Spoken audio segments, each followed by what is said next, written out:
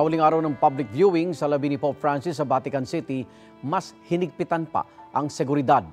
Inaasahang darating doon si Pangulong Bongbong Marcos alas 7 ng umaga, oras sa Italy, o pasado alauna ng hapon dito naman sa Pilipinas.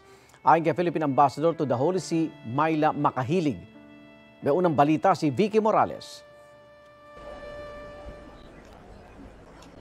Dito sa harap ng St. Peter's Basilica, puspusa na ang paghahanda para sa funeral mass ni Pope Francis na dadaluhan ng daang-daang world leader. Nandito po tayo ngayon sa St. Peter's Square at sa isang kanto nitong plaza, makikita natin itong scaffolding na itinayo para sa mga miyembro ng media na magko-cover sa funeral mass ni Pope Francis. At eto naman sa isang kanto ng St. Peter's Square, itong area kung saan nagkumpul-kumpulan ang mga broadcast journalists mula sa iba't ibang panig ng mundo.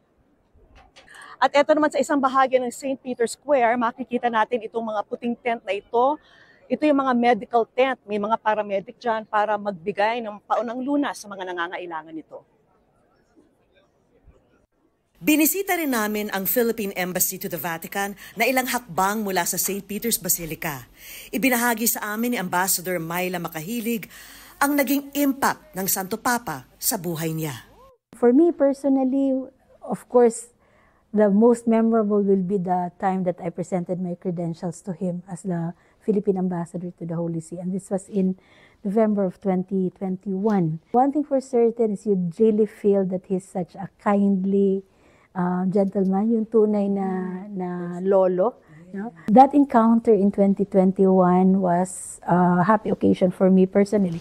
It's my first assignment as an ambassador. I had my family with me, and si Pope Francis was very kind and very generous in his time when we were presented to him.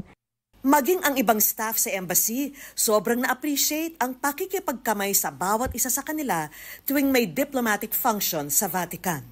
Sa ngayon, abala ang opisina nila sa paghahanda para sa pagdating ni Pangulong Bongbong Marcos at First Lady Lisa Marcos na kabilang sa mga leader na magbibigay pugay sa mahal na Santo Papa.